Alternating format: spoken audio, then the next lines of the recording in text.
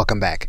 Now Canva does have a free upgrade for 30 days, and this is for the Canva for Work level of being able to use the platform. Now the upgraded level does give you access to everything that you have with the free version, with the addition of the photo library, the ability to resize your designs, custom uploads, and then other features which you can see here in this section.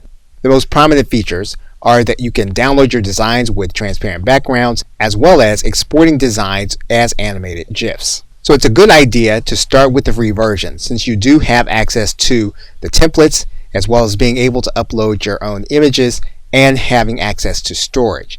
And then if you find that you need any of these other features, they are available to you and you'll be able to upgrade in the panel. Now, as of the recording of this video, you'll see a $12.95 price. If you pay yearly, obviously you're going to pay less in a lump sum. And we're going to start the course assuming that you have the free version. So if you choose to upgrade, once you see some of the other features, you'll be able to. Okay, so with that, thanks, and I will see you in another video.